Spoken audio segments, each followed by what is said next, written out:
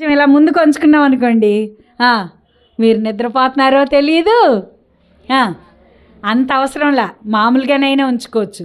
కానీ ప్రార్థన చేసేటప్పుడు మాత్రం ఖచ్చితంగా ఏం వేసుకోవాలని చెప్పాడు దేవుడు? ముసుగు వేసుకోవాలి. ముసుగు వేసుకుని చిన్నపిల్లలు యూత్ చక్కగా మోకాళ్ళు నిలువుగా వేసి ప్రార్థన చేసుకుంటే ఇంకా మనం ఎంతసేపు ప్రార్థన చేసినా అలసట అనేది ఉండదు. మోకాళ్ళు వేస్తే ఎక్సర్సైజ్ కూడా. ఎలాంటి వాళ్ళైనా మోకాళ్ళు వేసారంటే మీకు దేవుడు మంచి ఆరోగ్యం ఇచ్చినట్టే. మోకాళ్ళు వేయలేకపోయారు అంటే వాళ్ళు కొంత వృద్ధాప్యంలోకి ఉన్నప్పుడు మోకాళ్ళ నొప్పులు వస్తూ ఉంటాయి. కానీ ఎంత వృద్ధులైనా కొంచెమైనా మనం ప్రయత్నం చేస్తే ఆ మోకాళ్ళ నొప్పులు కూడా తగ్గించే శక్తి ఈ మధ్యకాలంలో సైంటిస్ట్ ఒక ఆయన చెప్తా ఉన్నాడు. ఎక్కువ మోకాళ్ళు వేసిన వాళ్ళకంట అవయవాలన్నీ బాగా పనిచేస్తున్నాయి అంట. ఆ మోకాళ్ళు వేసినప్పుడు అది మధ్యలో ఉంటాయి కదా, ఇవన్నీ మధ్యలో ఇలా నిలబడినప్పుడు మనకి ప్రతి శరీరంలో ఉన్న భాగాలు చక్కగా పనిచేస్తున్నాయి అని చెప్తున్నారన్నమాట. ఏది ఏమైనప్పటికీ దేవుని సన్నిధిలో మనం గడిపితే దేవుడు ఎంతో సంతోషించేవాడిగా ఉంటాడనమాట. అయితే ఈ క్రిస్మస్ అంటే ఏంటంటే యేసయ్య పుట్టినరోజు. ఈ పుట్టినరోజుని దూతలు ఏం చేసినాయి అంటే చక్కగా వెళ్ళి ఆయా స్థలాలలో చెప్తూ వచ్చినాయి అన్నమాట. మొట్టమొదటిగా గొల్లలకు చెప్పినాయి. గొల్లలు ఏం చేశారని చెప్పుకున్నాం మనం? సంతోషించారు. సంతోషించి వారి సంతోషాన్ని దారి బారు అంట దారిన వస్తూ అందరికీ చెప్తూ వచ్చారన్నమాట. ఎవరు చెప్పారంటే మాకు దేవుని దూత వచ్చి మాతో మాట్లాడింది, సర్వోన్నతమైన స్థలములలో మనకి సమాధానాన్ని ఇస్తానని. ఇవన్నీ కూడా వారు కన్నా వాటినంట, విన్నా వాటినంట. వాళ్ళకి తెలుసుకున్నది, వాళ్ళు చూసింది, విన్నది, అక్కడికి వెళ్ళి చూసింది, యేసయ్యని గూర్చిన చెప్పిన మాటలన్నీ కూడా వాళ్ళందరికీ చెప్పి నాతో కలిసి సంతోషించండి అని చెప్పింది. ఇంకా ఎప్పుడు సంతోషపడతాం మనం? పుట్టినరోజుకు సంతోషపడతాం. ఇంకా ఎప్పుడు సంతోషపడతాం? అందరూ కూడా సంతోషించే రోజు ఒకటి ఉందన్నమాట. పెళ్లి రోజు కూడా సంతోషిస్తాం, చాలా సంతోషం. అయితే ఇక్కడ ఒక పెళ్ళి మనకి కనబడతా ఉంది ఈ దినాన.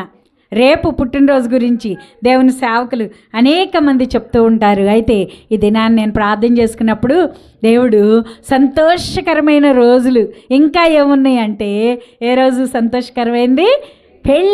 పెళ్ళి అనేది అందరికీ ఒకవేళ 2 దండలు కొనుక్కొచ్చేసుకుని ఇద్దరు ఎదురు బదురు వేసేసుకుని, చాలామంది ఇలాగే చేస్తూ ఉంటారు. ఎదురు బదురు వేసేసుకుంటే అది పెళ్లి రోజు అవుద్దమ్మా?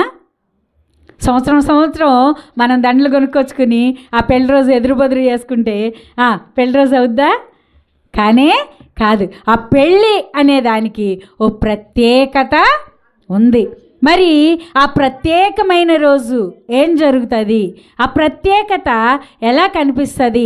ఆ ప్రత్యేకత ఏ రకమైన ఆనందాన్ని మనకి ఇస్తుంది? ఎలాగా సంతోషిస్తాం మనం? సహజంగా చాలా సంతోషం ఎప్పుడు అంటే ఇలాగ పండుగలు వచ్చినప్పుడు చాలా సంతోషం. ప్రతి వారం మందిరంలోకి వస్తాం, ప్రతి వారం కూర్చుంటాం, అయినా కానీ ఈ సంతోషం వేరుగా ఉంటుందన్నమాట.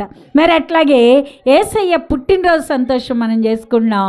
ఇది ముందు ఆదివారం వచ్చింది కనుక ఆ పెళ్ళికంట యేసయ్య వెళ్ళాడంట. చూద్దాం, చూడండి. యోహాను సువార్త 2వ అధ్యాయము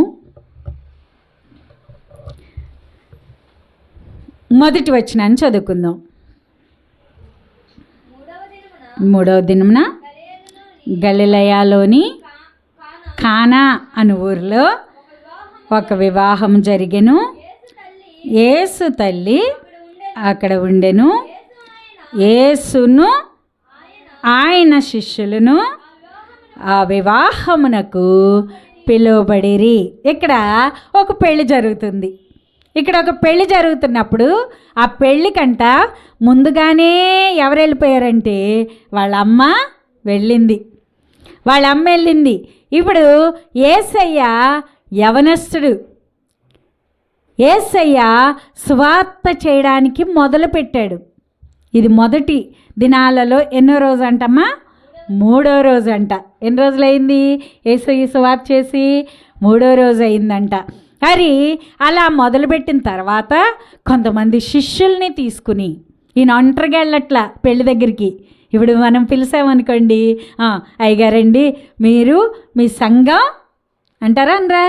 అంటారు. అంటే అయ్యగారితో పాటు ఎవరున్నాము? సంఘం ఉన్నాం. అట్లాగే యేసయ్యతో పాటు ఎవరున్నారంటే శిష్యులు ఉన్నారు. తల్లి అయితే వెళ్ళింది కానీ యేసయ్యతో పాటు ఎంతమంది ఉన్నారు? శిష్యులు ఉన్నారు. అందరూ కలిసి ఆ వివాహానికి ఒక్కళ్ళమే వెళ్తే ఉసూరుమంటే వెళ్తాం కదా. అదే కానీ ఓ 10 మందిని కలిసి వెళ్తున్నాం అనుకోండి, అప్పుడు చూడండి ఎలా ఉంటుందో, సందడిగా ఉంటుంది అన్నమాట. ఇక్కడ వాళ్ళందరూ సంతోషంతో ఆ వివాహానికి వెళ్ళారు. మరి వివాహం సందడిగా ఉండాలి కదమ్మా. వివాహం కూడా చక్కగా జరిగిపోయిందంట. ఇంకా అసలైన సందడి ఎప్పుడు? జయమ్మ గారికి అసలైన సందడి చక్కగా అక్కడ భోజనాల దగ్గర కూర్చుని ఆమె చక్కగా అన్నీ కూడా ఎంతో జాగ్రత్తగా చూస్తూ ఉంటుంది. వంటలన్నీ జాగ్రత్తగా చేయాలి. ఉప్పు తక్కువ వేయ్యా, కారం సరిగ్గా వేయి, సరిపడి ఎక్కువ కారం తిన, లేకపోతే మసాలాలు ఎందుకంటే అవి చూసే వాళ్ళు కొంతమంది ఉంటారు. అట్లాగే ఇంకొంతమంది ఉంటారు అన్నమాట. సామాన్ తీసుకురాగానే అమ్మో సామాను అన్నీ అక్కడే ఉండిపోయినాయి, ఏం చేయాలమ్మా? ఎవరో వస్తారా? ఎవరు రారు. ఏం చేయాలి? మనం సంఘస్థులుగా చక్కగా వాటన్నిటినీ ఫస్ట్గా శుద్ధి చేయాలి. వాటితోనే తెచ్చిన వాటితోనే గబగబా ఎవరు వండుకోరు. వండుకుంటారా? వండుకోరు. వాటిని ఏం చేయాలి? కడగాలి, శుద్ధీకరించాలంట. శుద్ధీకరించిన తర్వాత వంట చేసి ఆయన వస్తాడు, వంట చేస్తాడు. మరి వంట చేసేటప్పుడు ఏమేం కావాలి ఏమేం కావాలి? కోసేవారు ఉండాలి. ఆ కోసి అవన్నీ మనం అందిస్తే వంట ఆయన ఏం చేస్తారు? చక్కని పదార్థాలు తయారు చేస్తారు. అప్పుడు కొంతమందే తింటారా? కొంతమందే తింటారా? అందరం తింటాం. చంటి బిడ్డలు మొదలుకుని వృద్ధుల వరకు ప్రతి ఒక్కరూ ఆహారాన్ని భుజిస్తాం. అందరం కూడా ఏం చేస్తాం? సంతోషిస్తాం. చూడండి, ఈ పెళ్ళిలో చక్కని వంటలు చేశారంట. చక్కని వంటలు చేసి అక్కడ ఒక స్పెషల్ మనకు కనబడుతూ ఉంటుంది అనమాట.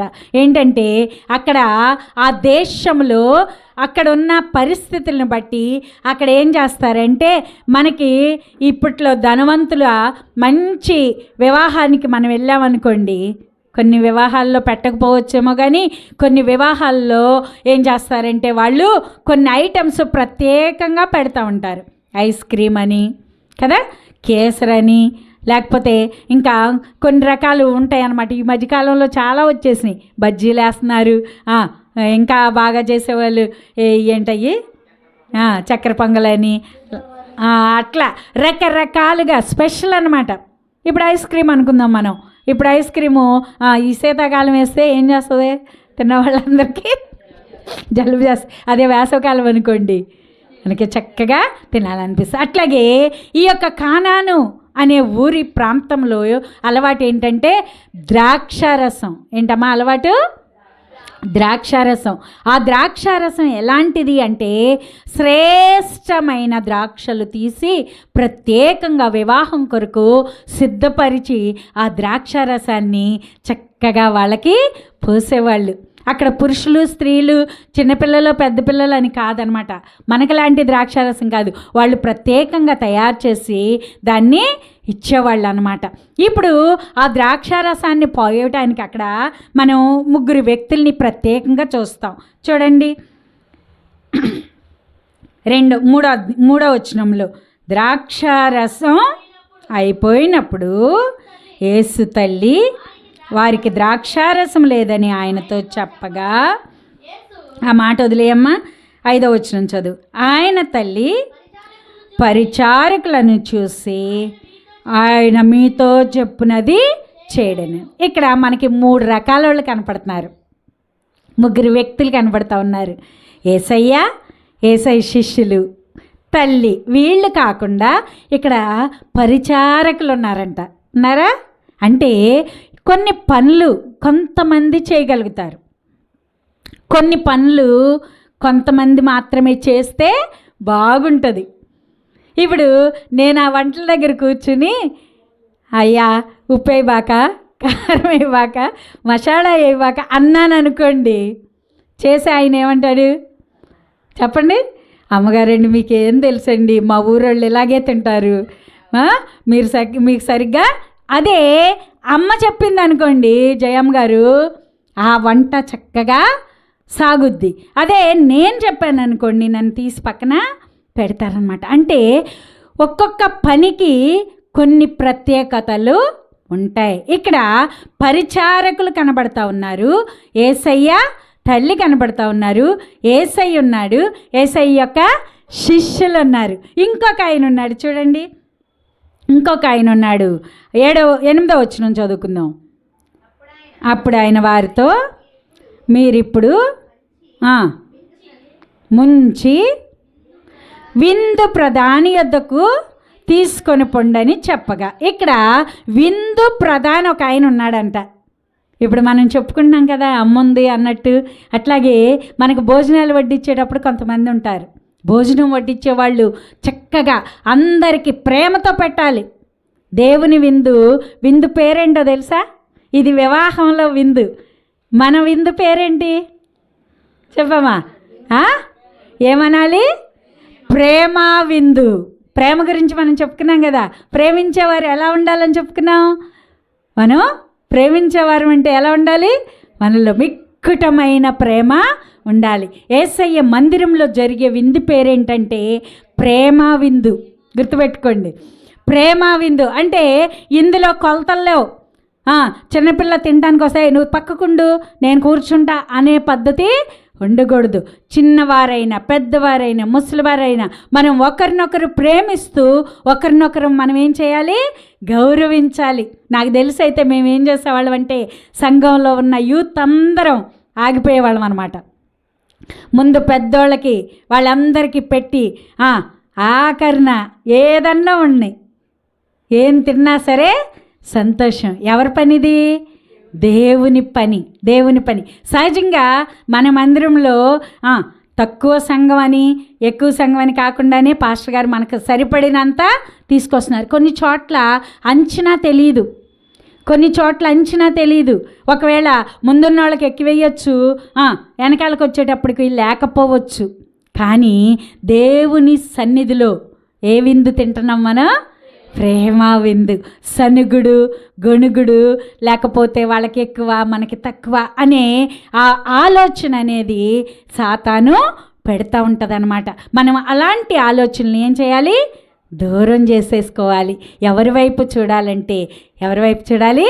యేసయ్య వైపు చూడాలి. ఇక్కడున్న ప్రజలంట అందరూ ద్రాక్షారసం పోస్తుంటేనంట వాళ్ళందరూ చక్కగా తాగుతున్నారు, చక్కగా తాగుతూ ఉన్నారు. ఇక్కడ కొంతమంది పరిచారకుల్ని ఏర్పాటు చేశారన్నమాట. ఎందుకు అమ్మా పరిచారకులను ఎందుకు ఏర్పాటు చేశారు? వాళ్ళందరికీ వడ్డించటానికి, వాళ్ళందరికీ వడ్డించటానికి. ఇప్పుడు ఈ పరిచారకులు ఏం చేస్తున్నారంటే అక్కడ ఏర్పాటు చేసిన ద్రాక్ష తిత్తుల్ని ఆ తిత్తులు తీసుకుని ఒక్కొక్కటి చక్కగా ఓపెన్ చేసి దానిలో పోసి మనం ఇస్త్రాకులు వేసినప్పుడు ఒక కట్ట తర్వాత అంతేనా? మొత్తం కట్టలన్నీ ఒకసారి లాగేస్తారా? ఒక కట్ట తర్వాత ఇంకో కట్ట తీస్తాం. అట్లాగే వాళ్ళు కూడా ద్రాక్ష తిత్తుల్ని ఏం చేస్తున్నారంటే ఒకటి తీసిన తర్వాత ఇంకొకటి పోస్తున్నారు. అలా పోస్తూ ఉండగా ద్రాక్షారసం ఏమైందంటమ్మా? అయిపోయింది. అందరు చెప్పాలి, ద్రాక్షారసం ఏమైంది? అయిపోయింది. విందుకొచ్చిన వారికి ద్రాక్షారసం అయిపోయినట్టు తెలీదు, ఆ ఇంటోళ్ళకి పెళ్ళి కొడుక్కి పెళ్ళి కూతురికి ఎవరికి కూడా ద్రాక్షారసం అయిపోయినట్టు తెలీదు. కానీ ఈ పైన తిరుగుతుంది యేసయ్య తల్లి. యేసయ్య తల్లి గమనించింది, చూసింది. అమ్మా యేసయ్య తల్లి చూసి వెంటనే ఎవరి దగ్గరికి వచ్చిందంటే యేసయ్య దగ్గరికి వచ్చింది. యేసయ్య దగ్గరికి వచ్చి అయ్యా ద్రాక్షారసం అయిపోయింది. వాళ్ళందరూనేమో పోసేస్తున్నారు, ఏమైపోయింది? ద్రాక్షారసం అయిపోయింది. ద్రాక్షారసపు తిత్తులు కొనుక్కు రావాలంటే ఇంటికి వాళ్ళకి డబ్బులు ఉండాలి, అవి కొనే స్తోమత ఉండాలి. మరలా అది కొనుక్కు రావడానికి వెళ్ళాలన్నా, ఇప్పుడు మనం కేక్ కొనుక్కు రావాలనుకున్నాం అనుకోండి, మానకొండలో అయిపోద్ది. ఎక్కడికి వెళ్ళాలి? కంకిపాడు వరకు వెళ్ళాలి. మరి వెళ్ళి రావడానికి ఎంత టైం పడుతుంది? ఈ మధ్యలో ఉన్న వాళ్ళకి కేక్ పెట్టాలంటే ఉంటుందా? ఉండదు. కాబట్టి ఈమె గమనించిందనమాట. ఎవరి దగ్గరికి వెళ్ళిందంటే యేసయ్య దగ్గరికి వెళ్ళింది. వెళ్ళి యేసయ్యతో చెప్పిందనమాట. చెప్పినప్పుడు ఆయన అంటాడు, సరే నువ్వు పక్కకుండు, ఆ పని ఎవరు చేయాలంటే చేయాల్సిన వాళ్ళే చెయ్యాలి. కొంతమంది ఒక్కొక్కసారి ఏదన్నా ఒక మాట చెప్పారనుకోండి, మనం కూడా కొన్నిసార్లు విసుక్కుంటాం, కోపగించుకుంటాం. ఆమెనా చెప్పేది, మేము చెప్పలేమా అన్నట్టు ఫీల్ అవుతూ ఉంటాం. చాలామంది ఆ మనస్సు కూడా మనం తీసేసుకోవాలి. ఎందుకంటే ఈ గమనించేవాళ్ళు, ఇంటికెళ్ళాళ్ళు ఎవరు చెప్పలా, సహజంగా ఎవరు చూసుకోవాలమ్మా? ఎవరు చూసుకోవాలి? పెళ్ళికి పిలిచిన వాళ్ళే చూడాలి. కానీ పెళ్ళికి పిలిచిన వాళ్ళకి తెలియదు, పెళ్ళి కొడుక్కి తెలియదు, పెళ్ళి కూతురికి తెలియదు, అసలు ఆ భోజనాలకు వచ్చిన వాళ్ళకి కూడా తెలియదు. కానీ ఈ విందు ప్రధాని అన్న ఆయన ఒక లీడర్ని పెట్టారు అక్కడ. ఆ లీడర్కి కూడా తెలియదంట. అదే ఆశ్చర్యకరమైన సంగతి. ఆ లీడర్కి కూడా తెలియదు. కానీ ఎవరు గమనించారు? ఎవరు గమనించారమ్మా? మరి అమ్మ గమనించింది. ఎందుకంటే ఏది ఉండాలో ఏది లేదో ఆమె చూసుకుంటుంది కాబట్టి ఆమెకి ఒక ఆలోచన వచ్చింది. వెంటనే వెళ్ళి యేసయ్యతో చెప్పినప్పుడు యేసయ్య ఎవరిని పిలిచారంటే పరిచారకుల్ని పిలిచారు. పిలిచి ఒక మాట చెప్పారు, అది చదువుకుందాం. అక్కడ చూడండి, ఒక మాట ఉంటుంది. 5వ వచనం చదువు నాన్న. ఆయన తల్లి పరిచారకులను చూసి, ఆయన మీతో చెప్పునది చేయడనెను.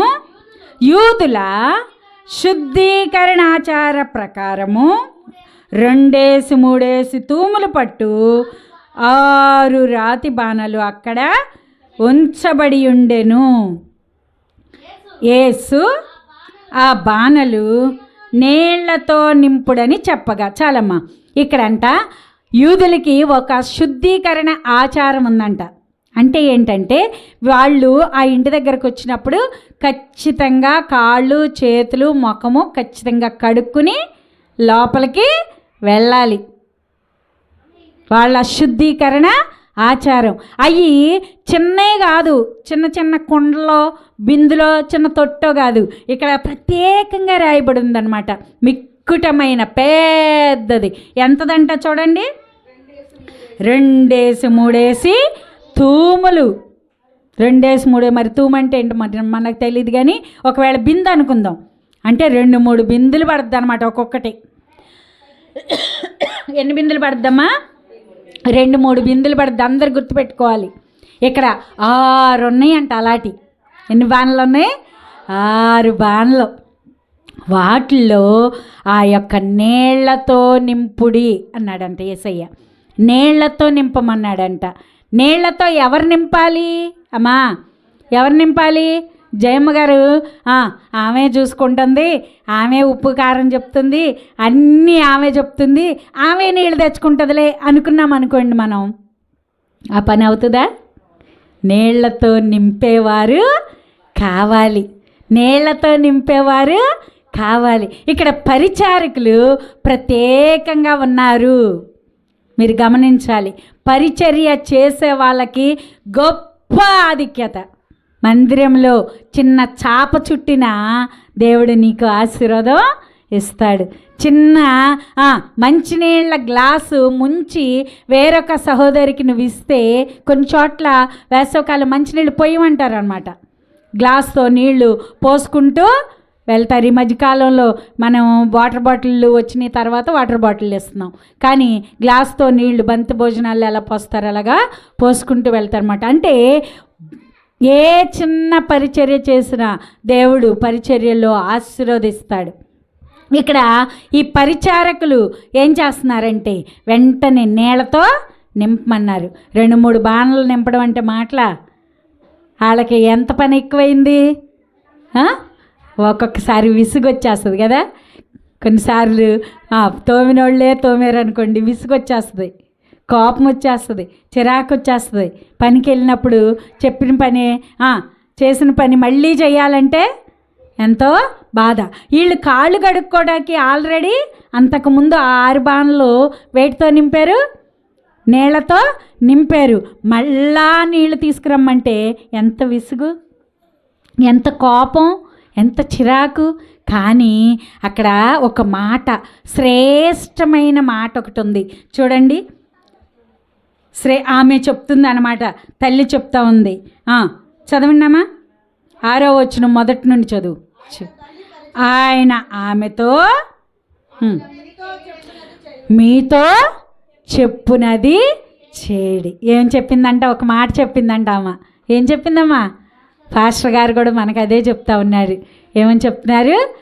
ఎవరు ఏ పని చేయాలో ఆ పని సక్రమంగా చెయ్యాలి. వంట వడ్డించేవాళ్ళు మొదటి నుండి చివరి వరకు వాళ్ళు ప్రత్యేకంగా ఉండాలి. కొంతసేపు వడ్డించి మళ్ళీ ఇంకొకరు వెళ్ళిపోయి ఇంకొకరు వచ్చి అలాగా మనం చేయడం అది క్రమమైన పద్ధతి కాదు. మీరు ఒక పనికి ప్రత్యేకించుకున్నప్పుడు అంట్లు సామాన్లు కడుగుతున్నాం చక్కగా, మళ్ళీ స్టార్టింగ్ కడిగాం, ఎండింగ్ కూడా ఏం చేయాలి? కడుక్కోవాలి. క్లీన్ చేస్తున్నాం, మందిరం కడుగుతున్నాం, స్టార్టింగ్ కడిగాం, ఎండింగ్ కూడా ఏం చేయాలి? కడుక్కోవాలి. ఎందుకు అంటే పరిచర్య చేసే వాళ్ళని దేవుడు ఆశీర్వదిస్తాడు. చూడండి, వీళ్ళు ఇక్కడ విసుక్కోలా, కోపం తెచ్చుకోలా, బాధపడలా. ఇదేంటి, ఇందాకే కదా అన్నీ కడిగి మొయ్యలేక మోసం నీళ్ళు. ఇంకొక విషయం ఏంటంటే ఆ ప్రాంతంలో నీళ్లు మనకులాగా పైపుల్లోనూ లేకపోతే ఎక్కడ పడితే అక్కడ దొరకవు. ఎడారి ప్రాంతం, లోతైన బావుల్లోకి వెళ్ళి తోడాలి. నీళ్లు తోడటం అంటే ఒక పెద్ద పని అన్నమాట. మరి ఆ పని చేస్తూ వీళ్ళు ఆ నీళ్లు తోడి తీసుకొచ్చి నిండారులుగా పోసాడు. ఎన్ని బాణలు నింపారమ్మా? అందరు చెప్పండి. 6 బాణలు నింపేశారనమాట. అంటే సహజంగా మనం అనుకుందాం 3 బిందెలు పట్టేది ఒక్కొక్కటి అనుకోండి. ఎన్ని వచ్చినాయి ఇప్పుడు? 6 మూళ్ళు. అబ్బా, ఎన్ని గ్లాసులు తాగుతారమ్మా ద్రాక్షారసం? అక్కడ వచ్చిన వారికి అందరికీ ఎక్కువ అయిపోద్ది అనమాట, విక్కటంగా కదా. ఒక్కొక్కలో ఒకవేళ మహా తాగి 2 లోటాలు తాగినా కానీ ఎంత ఎక్కువ. చూడండి, ఆ యొక్క వివాహంలో ఎంతో సంతోషం. దేవుని ఇంట్లో ఏముంటుందని చెప్పుకున్నా అమ్మా? ఏముంటుంది? సంతోషం. దేవుని ఇంట్లో సంతోషం ఉండాలంటే నీ వంతు పని నువ్వు చెయ్యాలి. నువ్వు దేనికి ఏర్పాటు చేసుకున్నావో, నీకు నువ్వుగా ఏ పని చెయ్యాలని నువ్వు నిర్ణయించుకుంటావో నాకు తెలియదు. నేను కూరగాయలు కోస్తాను అని నిర్ణయించుకుంటావేమో, నేను అంట్లు తోముతానని నిర్ణయించుకుంటావేమో, నేను ఇదంతా తుడుస్తానని అనుకుంటావేమో. నువ్వు ఏ పరిచర్య చేయాలో మీరందరూ ఇది నిర్ణయించుకోండి. ఎందుకంటే నీళ్లు మోసేవారు నీళ్లు మొయ్యాలి, నీళ్లు తెచ్చేవాళ్ళు నీళ్లు తేవాలి. ఇక్కడ పరిచారకులంట ఎంత అద్భుతమైన కార్యమో చూడండి. 6 తొట్టుల్లోనంట నిండా పోసేశారు. ఎవరు పోసారు? పరిచారకులే పోసారు. అది మళ్ళీ ఒకసారి చదవమా? 7వ వచనం. ఆ బాణలు నీళ్లతో నింపుడని వారితో చెప్పగా వారు వాటిని అంచుల మట్టుకు నింపిరి. అప్పుడు ఆయన వారితో, మీరిప్పుడు ముంచి విందు ప్రధాని యొద్దకు తీసుకొని పొండి అని చెప్పగా. చూసారా, ఎవరు పోసారు నీళ్ళు?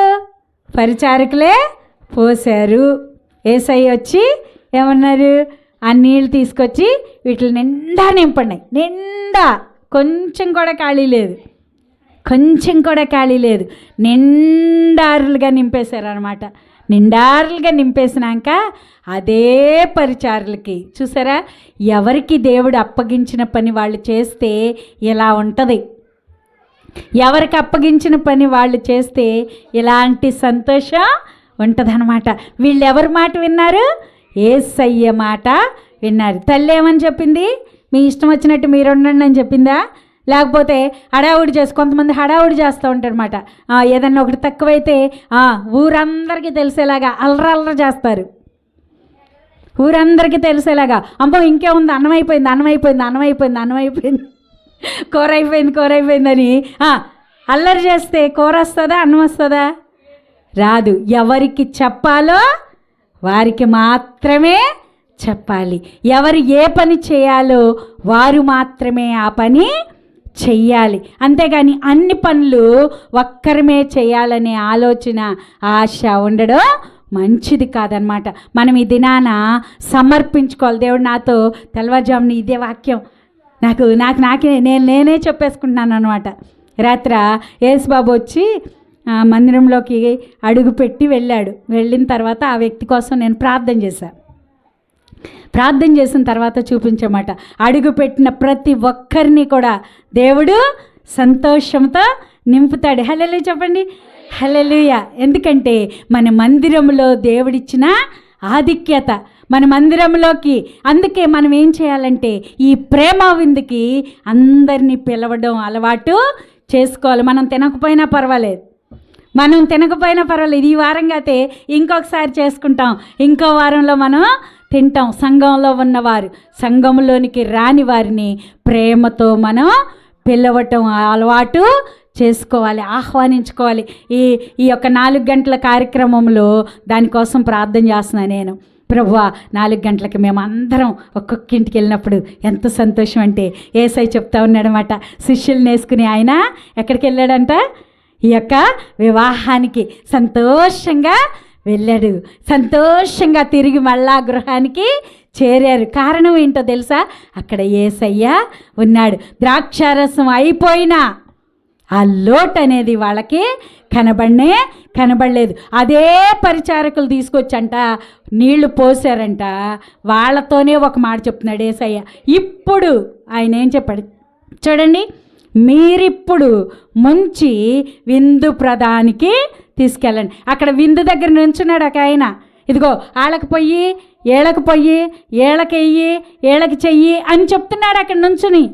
ఇక్కడ ద్రాక్షారసం ఉందో లేదో ఆయనకి తెలియదు. తెలిసిందల్లా ఎవరికి? యేసయ్య తల్లికి, యేసయ్యకి, పరిచారకులకి. చూసారు ఎంత అద్భుతమైన కార్యం. మనం కూడా ఎప్పుడు కూడా ఏదైనా ఒకవేళ కొదువవచ్చు, ఈ పక్క నుండి మనం పంచిపెట్టుకుంటూ వెళ్ళినప్పుడు ఆకారోళ్ళకి ఉండపోవచ్చు, లేకపోతే ఏదైనా చేసినప్పుడు కొంత లోటుపాట్లు అనేవి సహజంగా ఉంటాయి. కానీ మనం అల్లరి చేసుకోకూడదు, మన సంఘాన్ని మనం అల్లరి చేసుకోకూడదు. ఇక్కడ ఈ యొక్క ఇంటోళ్ళకి అసలు తెలియదు. ఈ కార్యం జరిగిన తర్వాత ఇది అద్భుతమైన కార్యం. మొట్టమొదటి మీరు అందరు గుర్తుపెట్టుకోవాలి. ఆ చివరి మాట చదువు నాన్న, మనం చదువుకున్న చివరి మాట చదువు.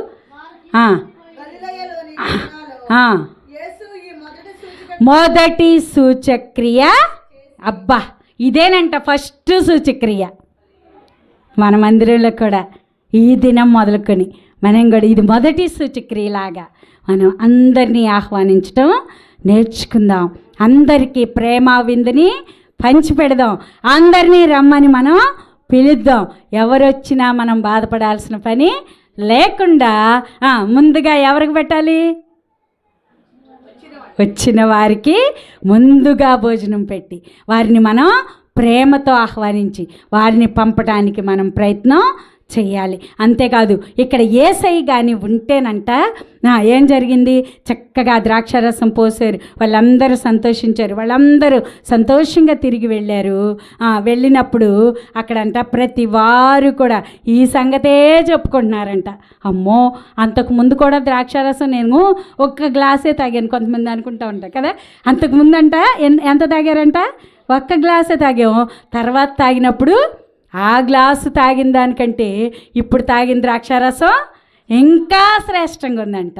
ఆ ప్రధాని కూడా అంటున్నాడు అనమాట, అంతకుముందు పోసిన ద్రాక్షారసం కంటే ఇప్పుడు పోసిన ద్రాక్షారసం అమ్మ, ఇప్పుడు పోసింది ద్రాక్షారసమా నీళ్ళు. ఎందుకు అలాగా వాళ్ళకి అంత రుచి వచ్చిందంటే దేవుని మీద ఉన్న ప్రేమ దేవుణ్ణి ఆ రీతిగా మార్చేసినాయి. ఆ నీళ్లను మార్చేసింది. అక్కడ ఆయన ఏం మంత్రం చేయలా, తంత్రం చేయలా, ఒక గంట సేపు ప్రార్థన చేయలా, ఒక గంట సేపు ఏమీ కూడా చేయలేదు. కానీ యేసయ్యలో ఉన్న అద్భుతమైన కార్యం, సూచక కార్యం అక్కడ జరిగింది. యేసయ్య దగ్గరికి రావడమే మనకి ఆశీర్వాదం. యేసయ్య మందిరంలో కాలు పెట్టడమే మనకి ఆశీర్వాదం. యేసయ్య దగ్గర మనం చేసే ఈ భోజనం మనకెంతో శక్తిని, సంతోషాన్ని ఇచ్చేదిగా ఉంటుంది. ప్రార్థన చేసుకుందాం. ప్రభు నీకు ఏ పరిచర్య చేయమని ఆ యొక్క ఆలోచన కలిగిస్తాడో నాకు తెలియదు. కానీ ప్రియమైన సహోదరి సహోదరు,